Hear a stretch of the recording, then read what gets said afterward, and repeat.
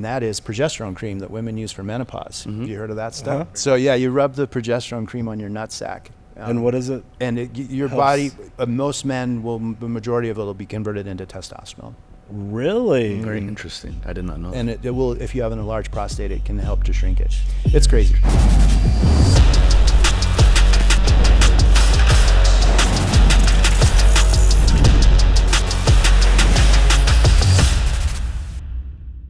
Hey, what's up, everybody? It's the No Bullshit, Just BullFit podcast. We've got a special guest here. We got Eliott Spencer, stem cell, master of stem cell technology, owner of Fior Bioscience, and Ph.D. in biochemistry from BYU. How you doing, brother? Good.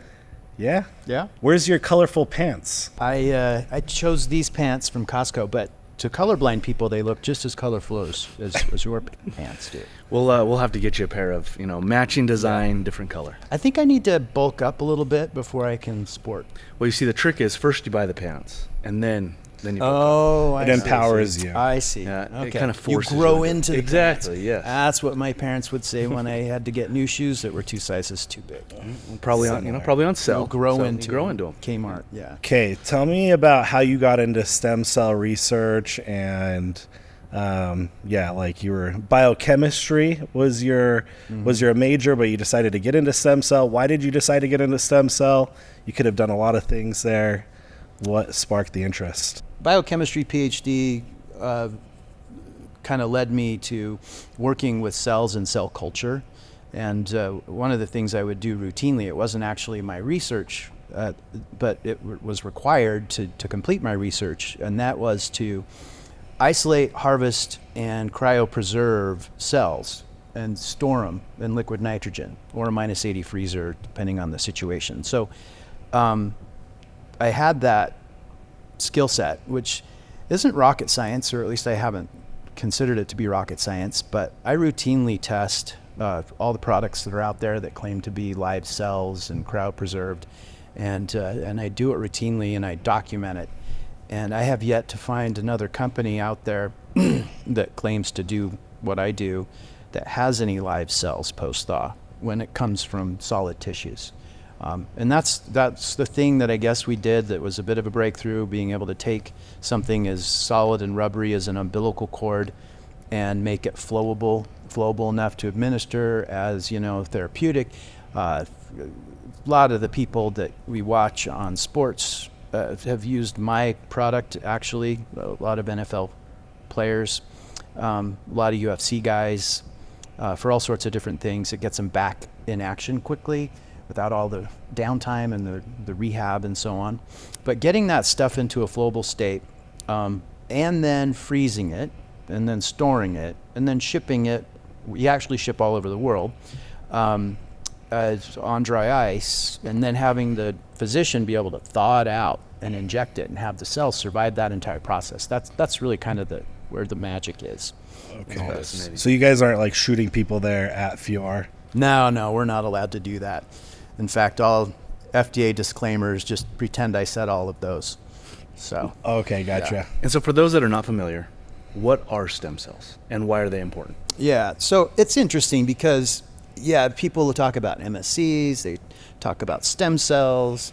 The reality is, as we develop in the womb, our cells divide and specialize, right?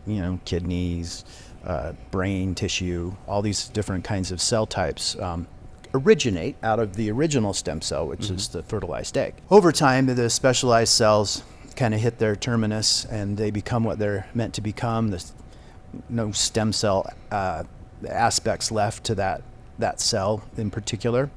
But this young support tissue, think of it as kind of like a booster rocket, let's say.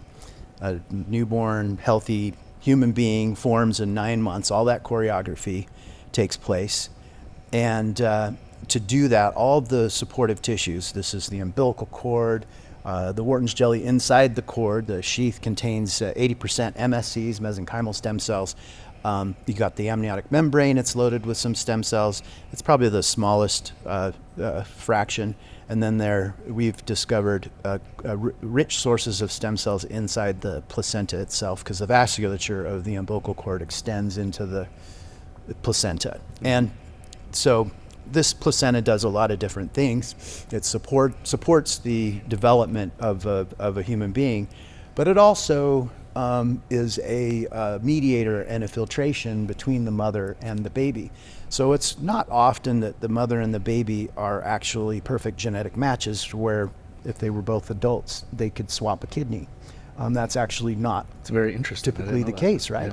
Yeah. But these two genetically distinct organisms, I mean, half the DNA did come from the mom. And sometime, if you want to nerd out, remind me to talk about imprinted genes. That's fascinating stuff. Somehow, in that 9 months, both organisms end up more healthy at the end of it. I mean, we've all heard about the glow of pregnancy, and there's all sorts of evidence that there's swapping of material. Oh yeah, like 3 months in, my wife always is super happy, and skin looks great, everything looks great, hair looks great. Bingo. Yeah, absolutely. She's essentially getting a transplant of what we are harvesting and cryopreserving and then shipping all over the world. Oh, that's part of that? Yes, exactly. Really? Yep. So if I wanted that glow, you could get your. Now I would eat her placenta. I was going to ask if you were pregnant. Oh, because you are glowing. I can't believe you'd ask such a rude question. You did. First off. Okay. Well, I wasn't saying you had a pooch yet. Okay. But you had the glow. You got a glow. Oh, thank you. Yeah. I appreciate it. It was a compliment. Okay, that is a compliment. Okay. So, Okay, and you said you just got back from the gym, so I figured that's what it is. He's not pregnant. So I figured it out on my own. Guys can be pregnant, though, right? Yeah, totally. Yeah. Well, I mean, I was told that I wouldn't be able to bear children because I don't have a uterus, but I've been pregnant. I was pregnant last week. Oh, really? Yeah, totally. Or did you just eat a lot? Could have been a food baby. Okay. So, okay, well, let's different topic. So, anyway, but this choreography takes place. They did a study. This one's really a fun rabbit hole, and you can look this stuff up. It's all on the internet.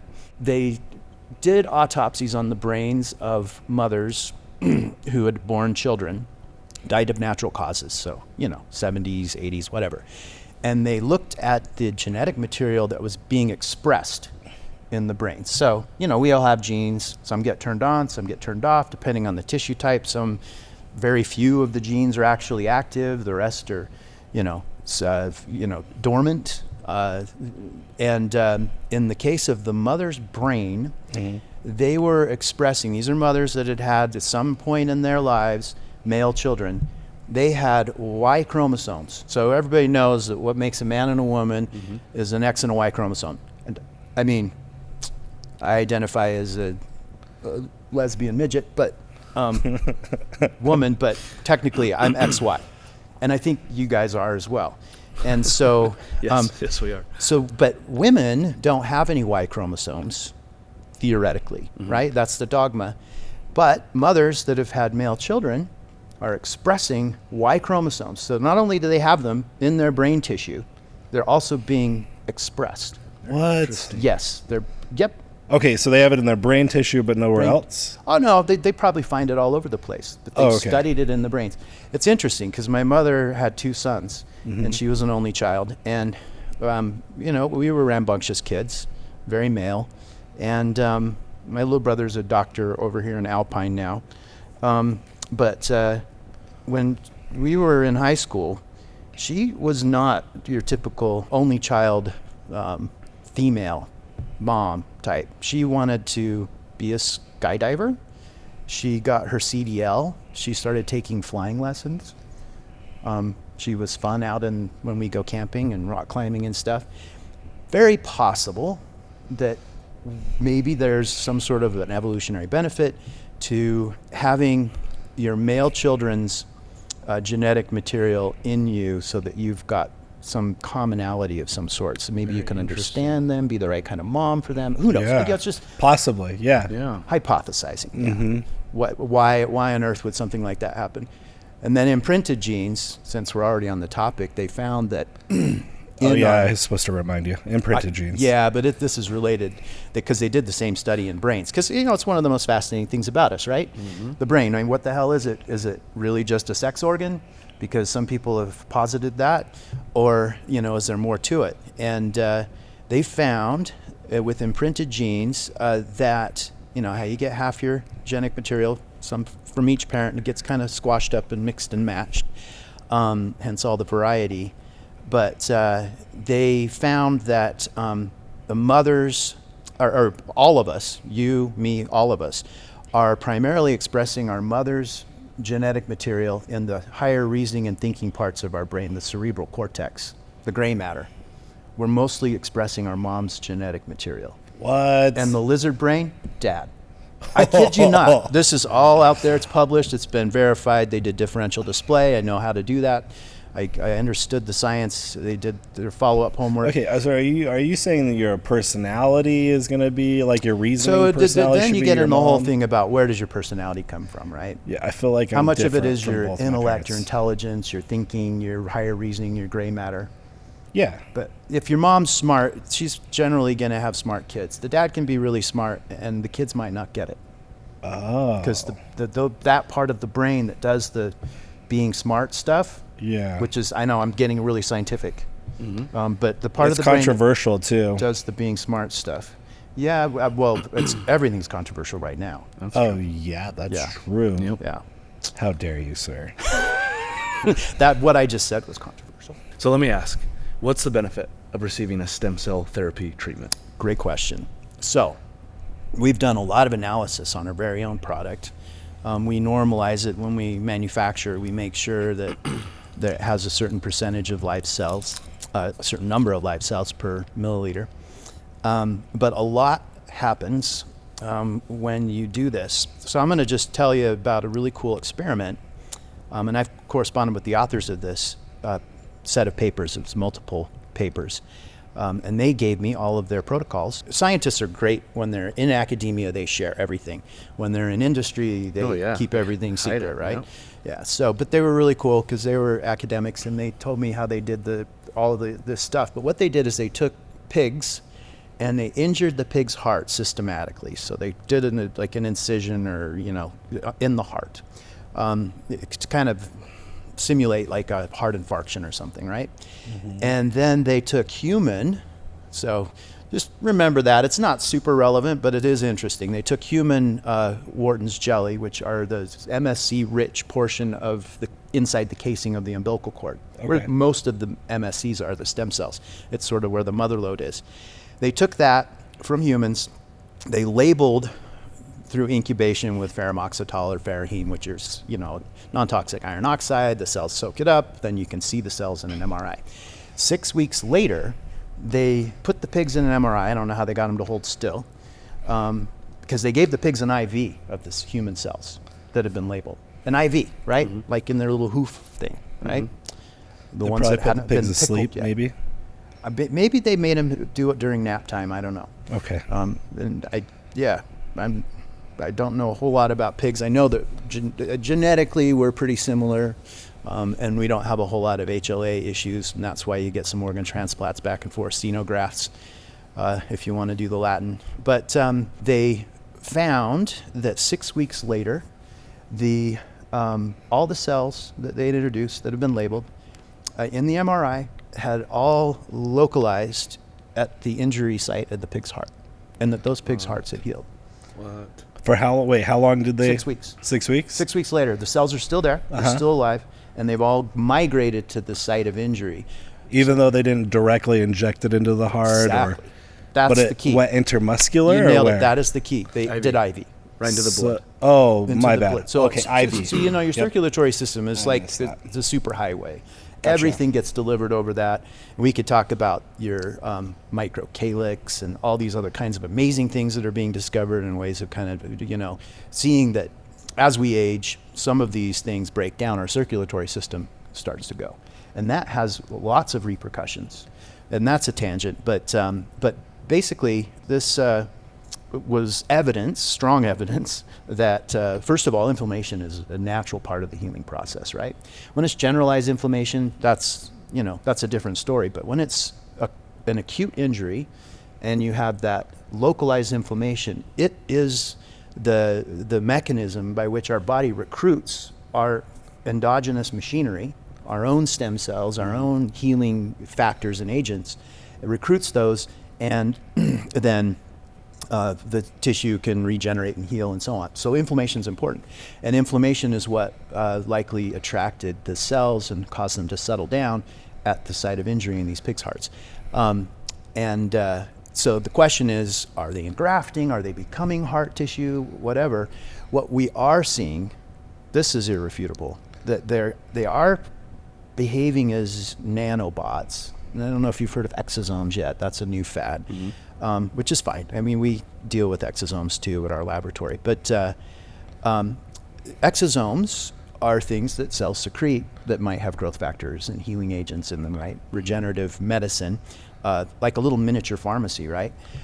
In the case of these stem cells, they're going to listen to their local environment, and in every patient it's going to be slightly different, and they will produce bespoke exosomes for that specific injury. And that's probably what was happening in the pig's hearts.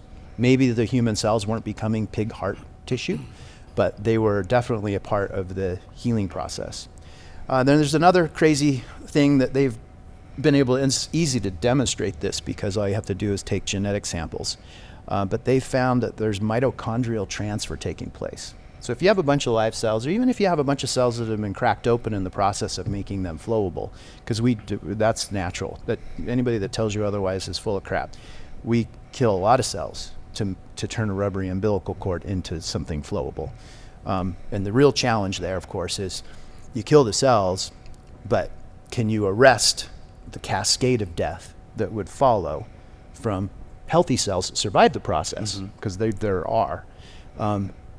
Keep those cells from committing hara-kiri, because that's actually a programmed thing. It's genetic. It's part of our bodies. When there's an inside-out cell next to a perfectly healthy cell, it signals the other cell to undergo apoptosis, or programmed cell death. And so we've figured out how to arrest that. That's why nobody else has any live cells in their stuff. It's just nobody's figured it out yet. I'm surprised, frankly. I'm waiting for somebody to figure this, it out. or Absolutely, for hell no, never patent anything. Patents suck. The USPTO is not a good business partner. They're a bunch of a-holes. Yeah, There's I guess political for you. I should have noticed the droid in your pocket. Yeah. So no, it's proprietary. So nobody knows how we do what we do. They've tried to figure it out. Okay, I see. And what is different about your stem cells versus like the controversial ones that you hear people go to China? Great question. Embryonic is what you're talking about. Embryonic, yes, that's what I was embryonic. asking for. So first of all, you can't do anything with embryonic here in the United States unless it's in in academia. I have a buddy was at Sloan Kettering, and they were making organoids, which is little tiny organs out of human embryonic stem cells, just by telling them, do this next, do that next. Cool. But in medicine and therapeutics, there's no use of embryonic stem cells. And then there's, of course, the ethical debate, right? Because that could be a human being, and so on. So we're using them here in the States for academic reasons. I know of labs that do it. I don't know if they're going to get in trouble or not, but I do know about the organoid project. So is this legal or not legal? I don't know what it is right now. Oh, okay. But our stuff is way outside of that. But first of all, I wouldn't necessarily go there just because of my own personal beliefs. I wouldn't want to mess with embryonic stem cells. But also, other countries where it's done more freely, like China, for example, they have found that they're using those therapeutically has shown to be teratogenic, almost in 100% of the cases, so cancer causing. Yeah. They don't have the mechanisms to stop the unregulated cell division, so tumor growth can take place. And in our case, there's something in our cocktail of living tissue and cells that's flowable, that preventing that from taking place, to the point where people have, now this is, screw you FDA, but basically we know of people that have used our product to treat various cancers, and their markers always improve. Just like a case in point, the mother could have metastatic cancer, but the baby can be born 9 months later without a single cancer marker at all. Very interesting. If they take your stem cell? No, because of what's going on in the birth tissue. Oh, okay. And so all of our stem cells, healthy baby is in mom's arms. And we take all the stuff that would normally be considered medical waste, garbage that would be disposed of and cost Sure. money to get rid of. And so that is the one thing. In fact, one time it was really sad. One of the donor mom's babies died. And of course, then the sample couldn't meet our criteria anymore. So we sent flowers and so on, but we couldn't use that sample, because it took it off our qualify list. So the baby died before birth? After it was born. After it was born, and the umbilical cord. So we the took all the cord. material, but we didn't use it because of the health condition of the baby. Because we do a lot of screening on the moms. Any donor tissue we get, that's a healthy individual that provided that. Very healthy, and we're talking genetically too, because we go back multiple generations with our questionnaires. And the doctor pre-screens them and so on. Oh, that makes sense. Yeah, and we get it all here in Utah, which is great. Oh.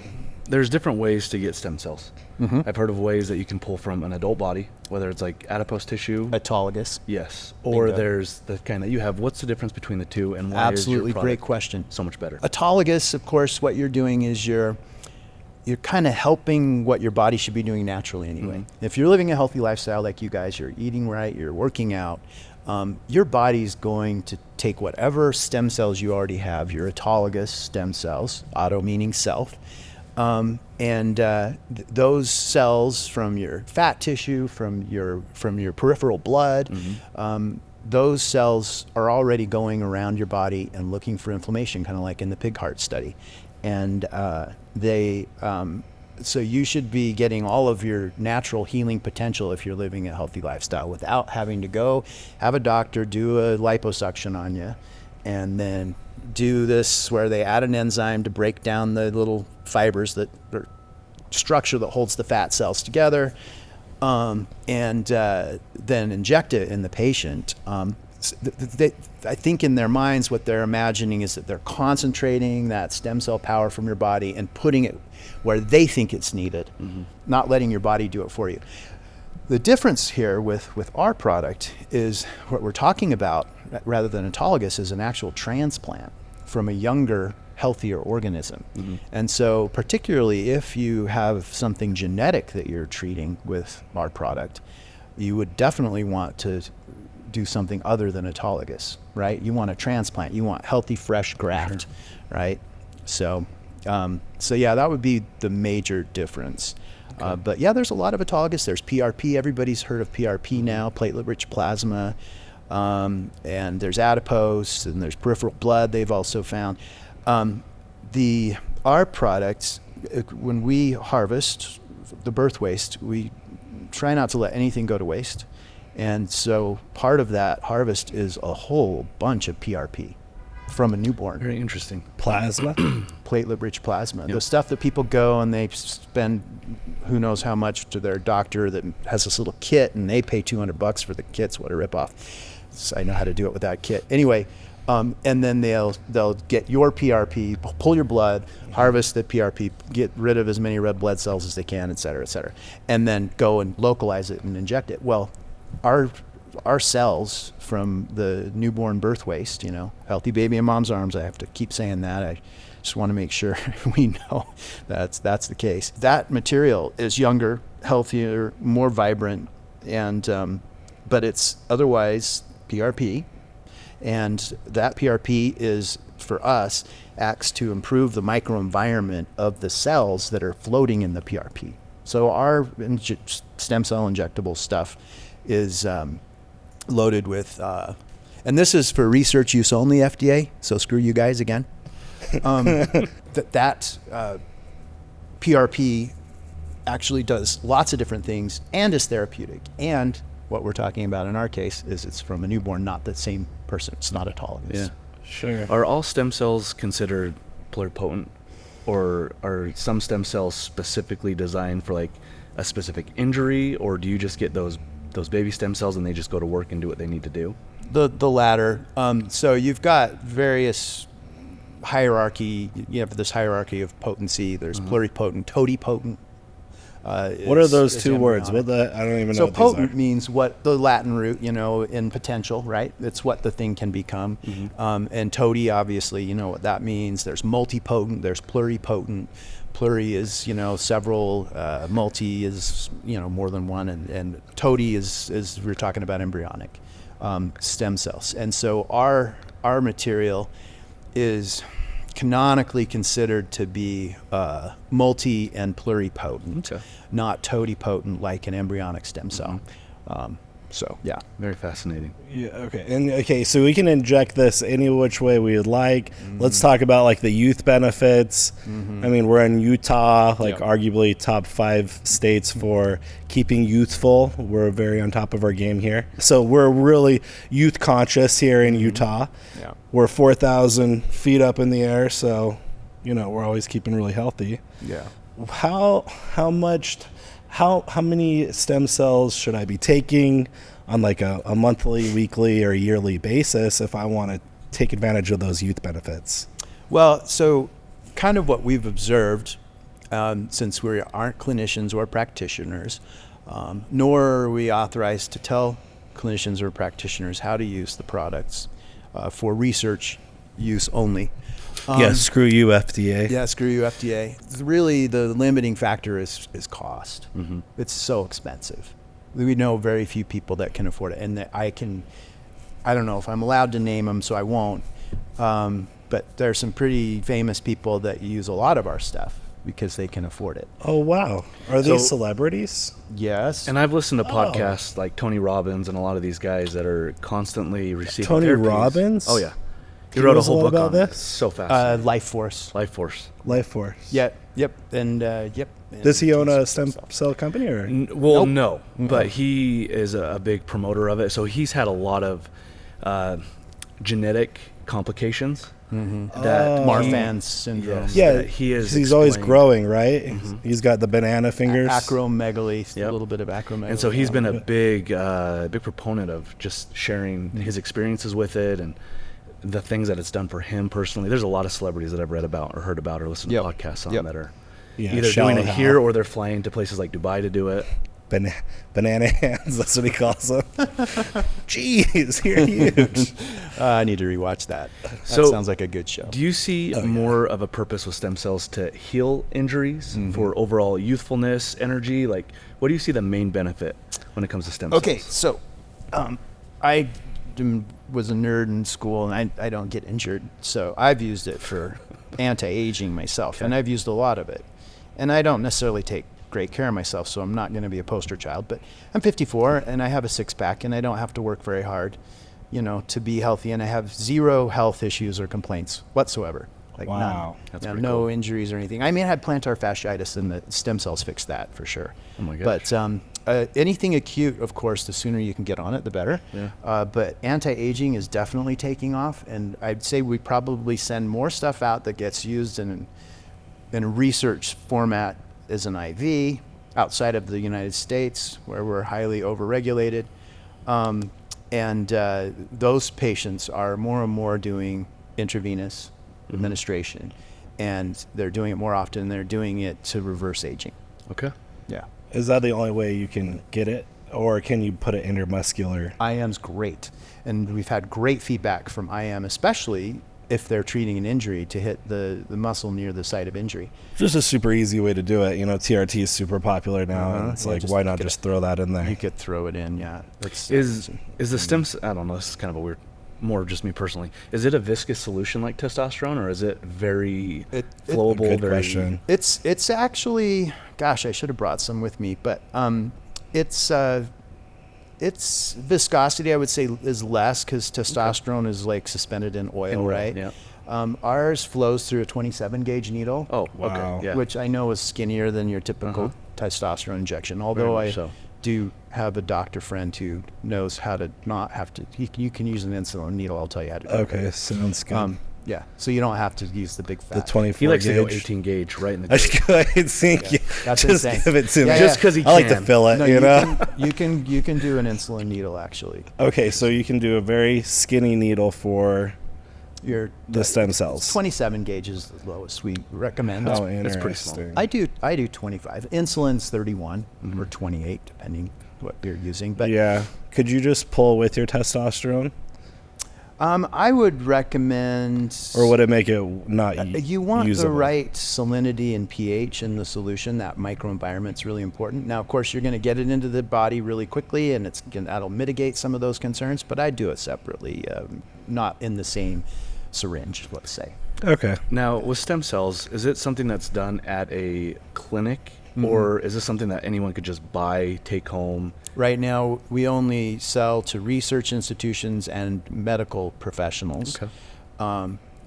But the other companies have just done this stuff at home. It's not rocket science. Initially, doctors were investing in fluoroscopes and ultrasounds to guide the needle and try to hit intra-articular, and some still do that.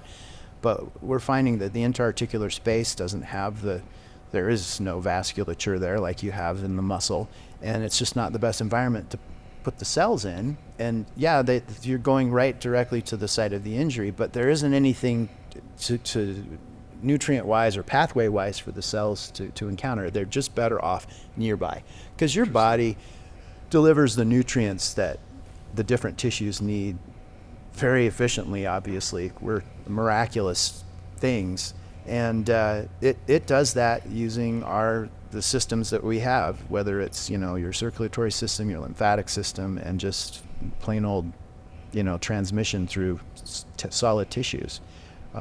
And so it does so well at that. There's probably not a good reason to go put it directly at the site of injury when there aren't the pathways for it. Very interesting. So there's a lot of folks going out of the country for stem cells. Do they not need to do that? Do they just go to Fior?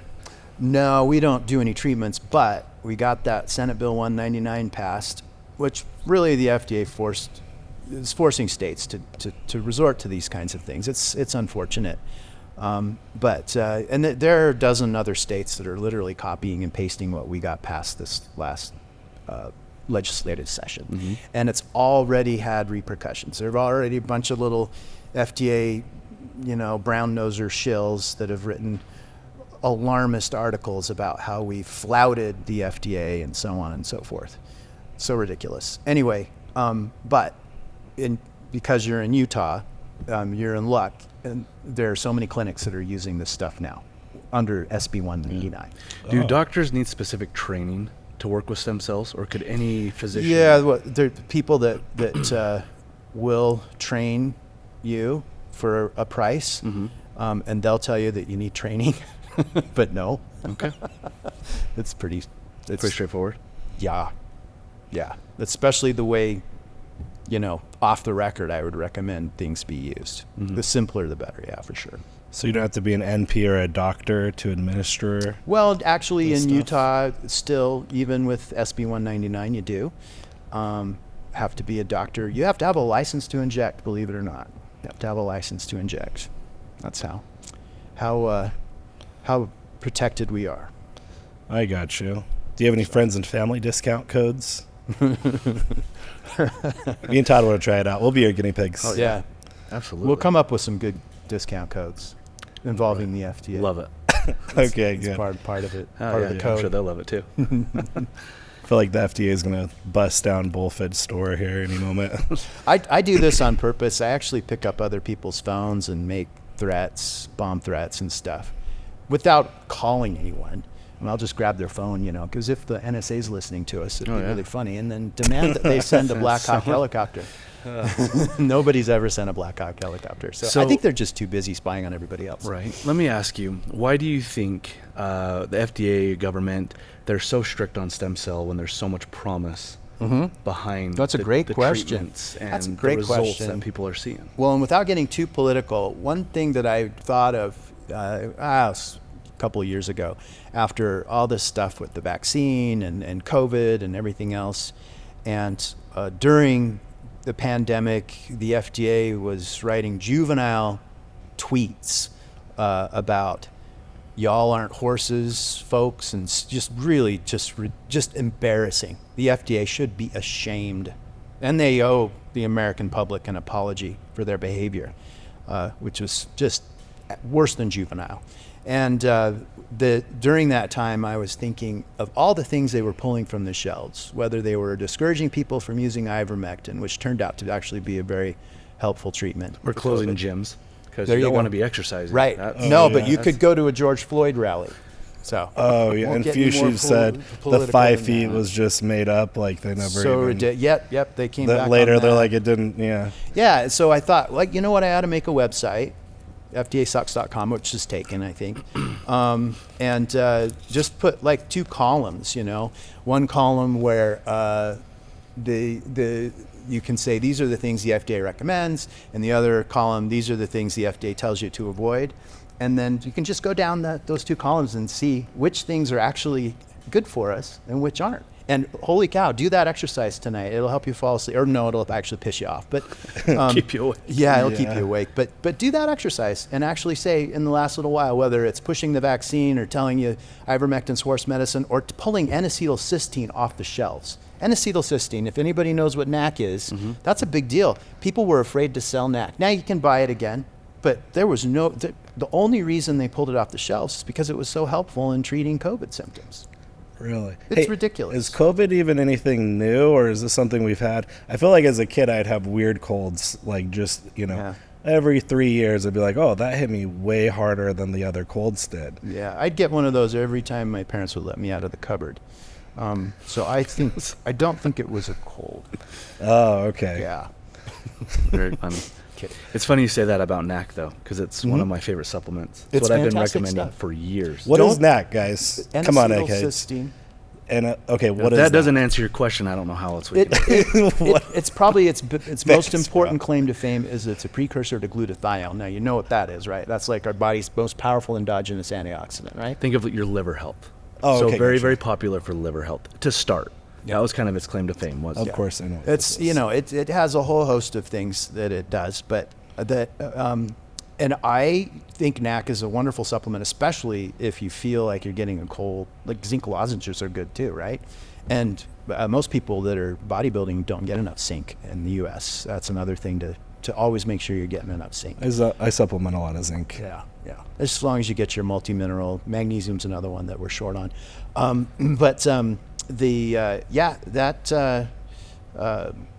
Another claim to fame with NAC as well that we see in the kind of the medical pharmacy world is if anyone ever overdoses on Tylenol, That's they'll the give them treatment. N-acetylcysteine because that'll go in there and stop the Tylenol from shutting down the liver. Oh, how interesting. It's that protective. It's got It's a because it's got such a Tylenol's so broad- hard on your liver. Yeah. Well, some people take so much of it, they do it to commit suicide, and Oh, yikes. they go and pump their stomach, but it's already in their system.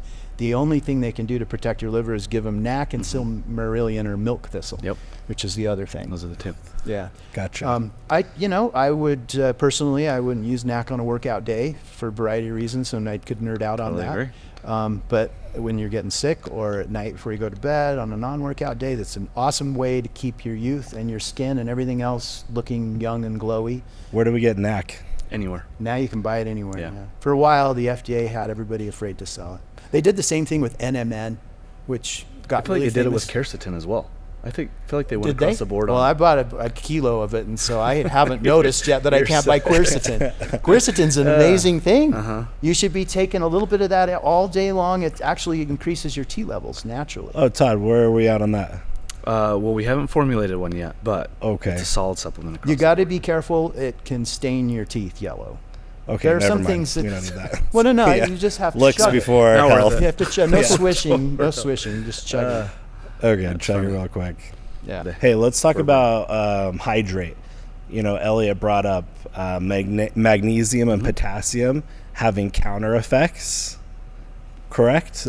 So you'll notice on a lot of supplements, they're things that your body doesn't necessarily co-absorb well. And so iron can interfere with the absorption of some things. Magnesium can interfere with the absorption of some things, which is why if you're going to supplement with minerals, and most Americans need to, add probably a whole mineral suite to their supplement routine. Absolutely. But magnesium is definitely one of them, and what you guys do, zinc, too. Those I guess, would be done at times other than your other supplements, your protein shake and your other vitamins, because it can interfere with the absorption. Which is one of the reasons why we didn't put calcium in with Yep, our there you go. hydrate. Calcium's Because another one. calcium and magnesium have a little bit of a beef when it comes to absorption into the body. That's right. That's got right. you. But they're both necessary for bone health. Absolutely. Yeah. Yeah. And like you said, I think so many people in this country are just deficient across the board, but specifically those food. electrolytes that we're sweating out, we're losing. Bingo. The food has been processed, or vegetables or fruits aren't quite the same. Yeah. Some people are even sodium deficient. It's crazy. Yeah, which is, well, You'd think we would. one of the wonderful recommendations that we've gotten from leaders is, limit your sodium intake when Oh, and Yeah, then they the used to say it was cholesterol thing too. Yeah, it used to be that's bad getting when I was turned a upside kid. down. really is. Holy cow! I mean, I took a cholesterol pill this morning because I knew I wasn't going to have time to make an omelet. So I make sure I get cholesterol over the age of 40. I do about 7 eggs in the morning, full eggs. that's you need them. fantastic. Cholesterol, and of course, you keep the yolks, right? The Oh, yolks yeah. are more important than the whites. Yeah, no, cholesterol for men over 40, they did a study and they found like almost a 1-to-1 direct relationship between your dietary cholesterol intake and your T levels. So, Well, and cholesterol are pretty much the precursor to our hormones, especially those Yes. sex hormones. bingo. Yep. So they're absolutely vital. Yeah, and so if you want to up your testosterone levels and you're an older fella like me, then you can actually target every step along that pathway. So you take your cholesterol, you get your saturated fat too, make your own cholesterol. You take cholesterol, you make sure it's in your diet, but then you also can supplement with pregnenolone, right? And you can also, here's a crazy one, but I've recommended it to friends and family who've had bad prostate scores. Believe it or not, this is fringe. Not everybody knows about it, but holy cow, I've never seen it not help. And that is progesterone cream that women use for menopause. Have you heard of that stuff? $12 on Amazon. You rub that on your, can I say nutsack on your podcast? Yeah. Sure. Okay, cool. Because I guess by asking, I said it. Yep. Yep. Got around totally that. Got around kosher. that one very So nice. yeah, you rub the progesterone cream on your nutsack. And what is it? And your helps? body, most men will, the majority of it will be converted into testosterone.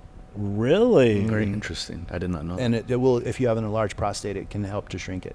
It's crazy because they were wow. it's good stuff. I mean, Does that help is- with prostate cancer at all, or apparently preventative? that people have had success. Yeah, because of course prostate cancer is a progression. It starts with BPH, right, benign prostatic hyperplasia, where it gets enlarged, Yeah.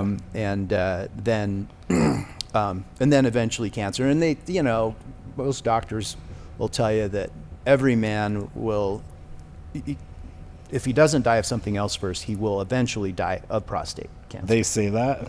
It's just inevitable for men. It seems like a lot of men have prostate cancer, so that makes sense. But it's something that just happens as you age. So it's when my grandpa died of, but he was a healthy old guy. But yeah. So one rub way to progesterone, or am I saying that? progesterone cream. Yeah, Okay. and they get it. Rub it on the balls. in Rub it on the morning. nutsack. Yeah. In the morning. Whenever. Nighttime's good, actually. Morning, night, Because your afternoon. testosterone levels are cyclical throughout the day. They're highest in the morning when you're making a tent in your bed. So having all the raw material there for that peak that's going to naturally happen, yeah, put it on at night. Yeah. And if you've got a little gynecomastia, believe it or not, a little dab on each nipple. Very interesting. Where do you get progesterone? Amazon. Oh, Yeah, they make it That's out easy of enough. wild yams. It's the same molecule, so it's but yeah, it's progesterone cream for menopause. Yeah, Oh, it's interesting. prescription in the pharmacy. We go through it all the time for Yeah, for and so women. you just get, it's less dose, so you just get more fun rubbing it on or having your significant other rub it on. Very okay. interesting. I did got not you. know that. Just another reason to make her do it. Yeah, exactly. Hey, this is going I to keep me have around for to. longer. Yeah. This is really important. I don't and wanna do I can't this. reach down there because my pecs are too big. Yeah. Love it. Very interesting. Okay, so bodacious. You're taking bodacious. Yeah, well, so my brother and I both are really enjoying the pre-workout. That's what we've been enjoying. I don't do a whole scoop though because it's too much caffeine for me. But I still get wicked pumps from the Oh, good. Workout. And your suggestion that I do the product placement. This is what I Hydrate. had this morning. A little bit of hydrate. Strawberry kiwi. Yeah, 3 times. I'm doing 3 to 4 times a day. I take 4 to 5 if You I'm take sick. 4 or 5 of these? I take 3. 3 of these? I take 1 in the morning, Oh, 1 I was limiting mid-workout. myself to 1 a day. So I do it while I work out, but if it's non-workout day, I'll just have it in the morning. Yeah, I feel like in the morning it just makes me feel a lot better. Yeah. I start my day with it as well. Yeah. Yeah. Okay, The good. So hydration. hydrate and bodacious, you're loaded up there. And you're Well, getting and, wicked Well, I'm good almost pumps. out of bodacious, but we're going to have some new bodacious soon. Oh yes. Yes, and keep sir. an eye out. We're gonna have a non-stem pre-workout here eventually too. So we'll Good. get rid of that caffeine and Yeah. crank up the pump and some of those other key ingredients to help with that. I workout. love it. Yeah, yeah. Because not everybody's accustomed to that amount of caffeine, but some people are, and if they are, then they love it. Or if they are, they could do the non-stim and a cup of coffee. Yep. Yeah, something Exactly. like that. Yeah. I want to know your thoughts. What do you think the future of stem cell therapy is here in the United States? Is it going to get easier, more affordable? Is it going to get more difficult? What do you think? It's going to get easier and more affordable, both. Just my company alone has had some major breakthroughs. The Senate bill and the fact that other states are duplicating our work, that is going to make a huge difference. They won't be able to shove the stuff back in Pandora's box. It's going to be open. Yep. And so it'll be more available. There's still going to be rules, and there's stuff to go across the border if you want to get something that's been expanded like they have in Mexico and Panama and stuff. And some of those expansion places buy their stuff from us, and then they grow it. But you can't expand here. Yeah. So. Very cool. Yeah. It's going to get easier. Okay, cool. So, Eliott Spencer, thank you so much for being on the No Bullshit, Just BullFit podcast. Thanks for having I've me. learned so much. I've got a lot of studying to do after this. Yeah, this was fascinating. Yeah. cool. I Hopefully, appreciate I it gave so you much. some fun rabbit holes. Oh man. Oh, yeah. Loved it. A lot. Yep. Yeah. Cool, brother. Well, I appreciate it. Okay, till next time. See ya.